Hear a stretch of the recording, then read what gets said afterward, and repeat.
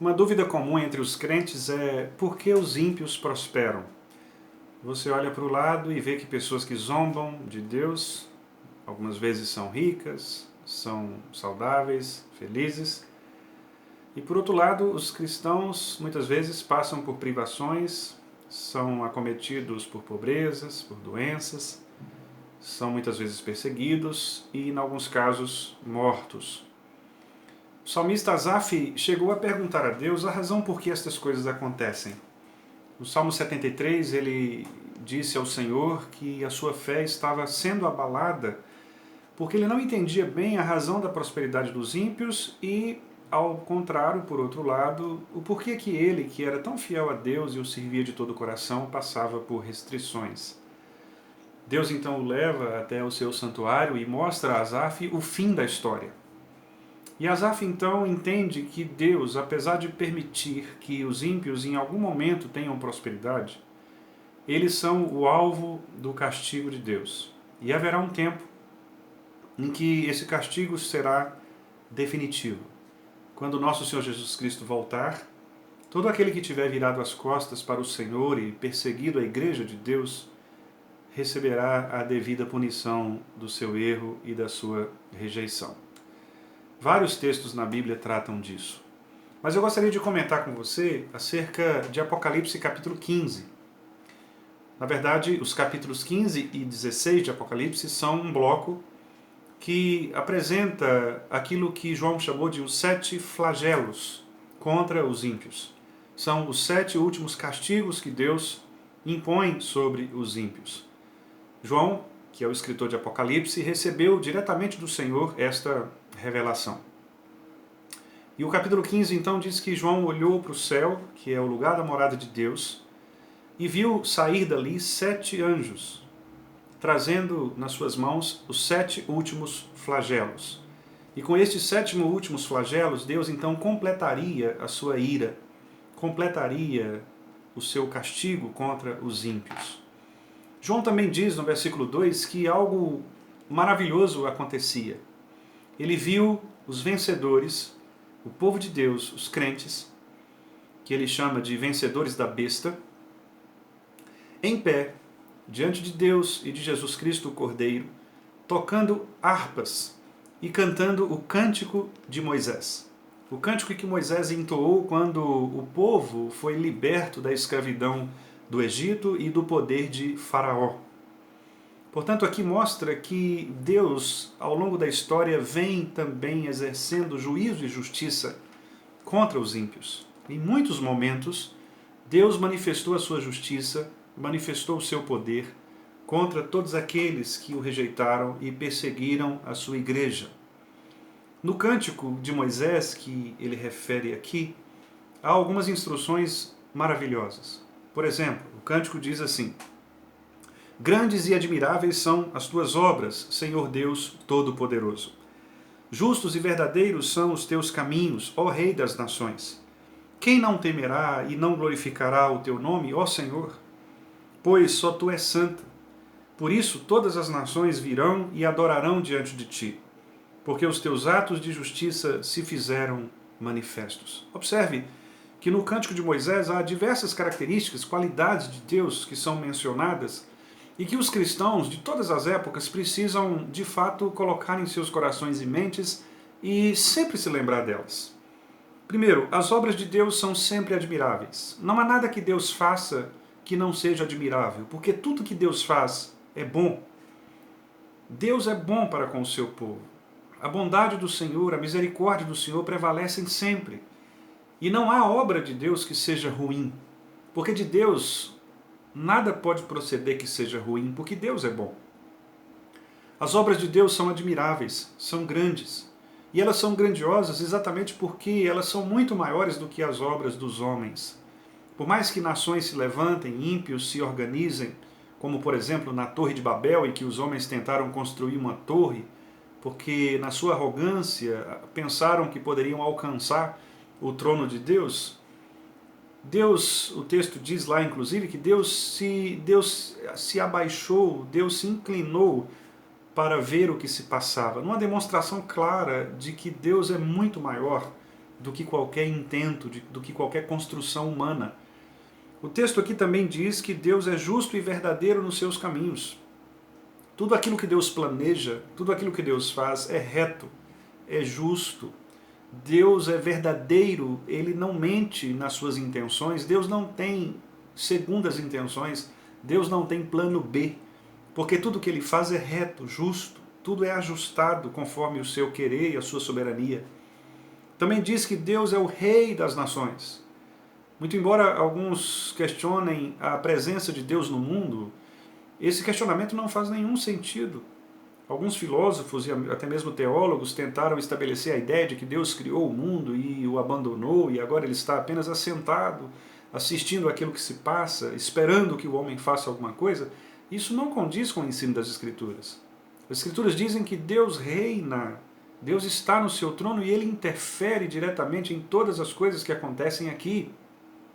Portanto, ele coloca reis, ele depõe reis, ele coloca presidentes, tira presidentes, ele abate nações, ele destrói nações, ele eleva nações. É Deus quem controla todas as coisas, conforme a sua soberana e secreta providência. O texto diz também que Deus levantará de todos os povos, tribos, línguas e nações aqueles que o adorarão em espírito e em verdade. Por isso todas as nações virão e adorarão diante de ti, e a razão pela qual nós adoraremos a Deus é porque Deus não é injusto. Aqui diz claramente, porque os teus atos de justiça se fizeram manifestos. Deus manifesta a sua justiça. Portanto, se você tem sido perseguido por causa do nome da justiça, por causa do nome de Cristo, se você que é missionário está me ouvindo agora e tem sofrido as privações da perseguição por causa da sua pregação em Jesus Cristo, creia que Jesus Cristo está no controle de todas as coisas e que mesmo que você tenha que passar por todas essas privações, não perca a esperança, porque Deus vai punir severamente aqueles que se levantaram contra você, contra a sua pregação, contra o povo de Deus, contra a igreja. A igreja do Senhor ela é vencedora, sempre. Por mais que a igreja pareça perder espaço em algumas situações, em alguns contextos, por mais que governos ímpios e perversos persigam a igreja, ela jamais sairá do seu lugar, porque ela pertence a Deus. A referência que João faz aqui no versículo 2 é que os vencedores da besta, que são os crentes, os vencedores são os crentes que venceram os anticristos, que é a besta. Esses vencedores eles estão em pé e estão num mar de vidro. O mar de vidro aqui tem algumas interpretações, alguns se referem ao Êxodo, ao Mar Vermelho, outros se referem ao hall do templo de Deus, onde os crentes estão ali reunidos numa assembleia, como numa igreja, para assistir à destruição dos ímpios. Mas o fato é que os crentes, eles assistirão, e você que está sendo perseguido assistirá neste mar de vidro, nesse hall do templo de Deus, a justiça de Deus sendo exercida contra todos aqueles que perseguiram a igreja e perseguiram os crentes em todos os tempos. João, inclusive, olha novamente e ele diz que vê uma outra coisa que é maravilhosa.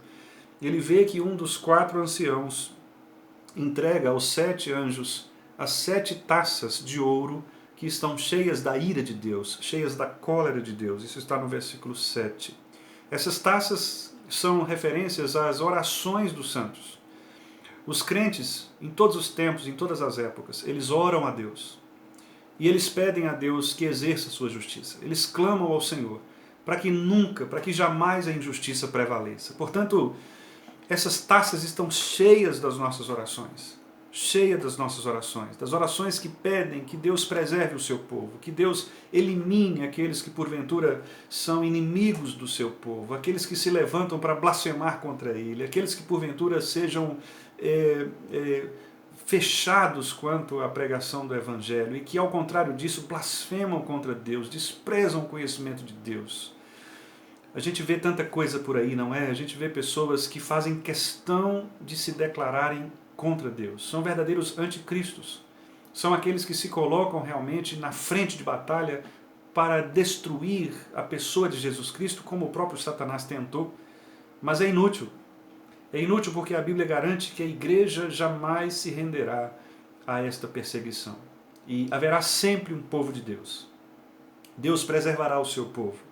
Em todo tempo, em toda a história, Deus preserva o seu povo. Não há um tempo na história no qual a igreja não existiu.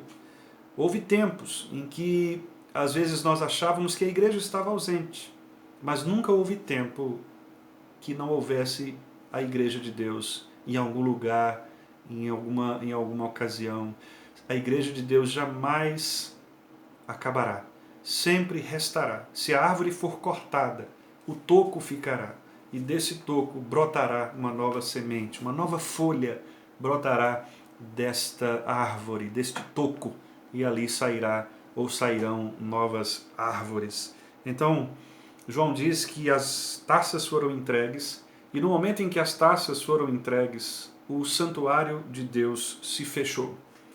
O santuário se encheu de fumaça da glória de Deus, do poder de Deus, e ele se fechou. De modo que ninguém mais podia entrar no santuário enquanto não se cumprissem os 7 flagelos desses 7 anjos. A ideia aqui é como se João estivesse dizendo que enquanto Deus não julgar justamente as nações, ninguém entra no santuário. É como se o tribunal estivesse fechado agora.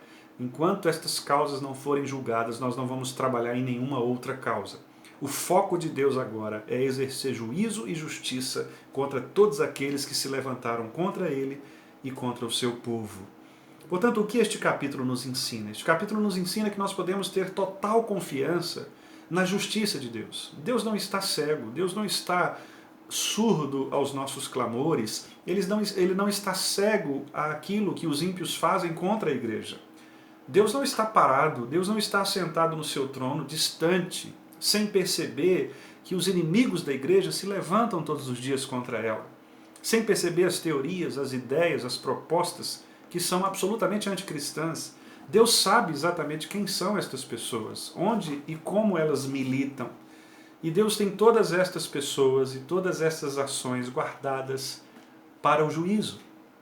Portanto, não queira você próprio exercer a sua própria justiça. Por isso o escritor aos Hebreus diz que a ira pertence a Deus. Deus vai julgar aqueles que porventura se levantam contra ele e contra o seu povo. Nós devemos apenas pregar o Evangelho. Nós devemos apenas anunciar a graça de Jesus Cristo, a paz de Jesus Cristo. Mas devemos também anunciar a justiça. Devemos alertar as pessoas que Deus não está simplesmente passivo e muito menos conivente com a situação de negligência, de pecado, de desonra, de blasfêmia. Deus não é negligente nessas situações. Há pessoas que pensam que Deus é apenas amor. Há pessoas que pensam que Deus é conivente com os erros do passado, que Deus é tolerante. Deus não é politicamente correto. Deus não tem essa tolerância cega que muitas vezes as pessoas pregam por aí. Deus é justo juiz. Ele ama sim, ele é amor, mas ele também é perfeitamente justiça. Aliás, por ele ser perfeitamente amor, é exatamente por isso ele é perfeitamente justiça. Porque o amor não combina com a injustiça, como Paulo escreveu na primeira carta aos Coríntios, capítulo 13. O amor não aceita a injustiça. Então, pelo fato de Deus nos amar, e é exatamente por isso, de Deus amar um povo exclusivamente seu, zeloso de boas obras, um povo exclusivo, é que ele também resolveu exercer justiça contra todos aqueles que se levantam contra ele e contra o seu povo. E foi essa a visão que João teve aqui e que ele narra nesse capítulo 15. A visão daqueles 7 anjos que agora trazem os 7 últimos castigos, os 7 últimos flagelos contra os ímpios. A visão de que os crentes estão ali agora aplaudindo a ação de Deus. Eles estão em pé, diante de Deus e de Jesus Cristo o Cordeiro, cantando o cântico de Moisés, dizendo: grandes são as tuas obras, Senhor, justos são os teus caminhos, o Senhor é verdadeiro, o Senhor é o verdadeiro Rei das nações. Nós temos a certeza de que de todas as nações, tribos, povos, línguas, muitos se levantarão para vir e para adorar o Senhor, porque o Senhor é justo juiz. A justiça divina, portanto, caracteriza a ação de Deus de preservação do seu povo. Deus preserva o seu povo por meio da sua justiça. Nós podemos então ficar tranquilos, nós podemos então ter consolo, ter segurança, que apesar de sermos perseguidos, apesar de sofrermos o que sofremos, e apesar de vermos a prosperidade dos ímpios, nós podemos ter a certeza de que Deus exercerá, e já exerce, já exerceu, já exerce e ainda exercerá, o juízo definitivo contra todos estes que zombam dele, que o ignoram, que atingem a igreja, que zombam da igreja.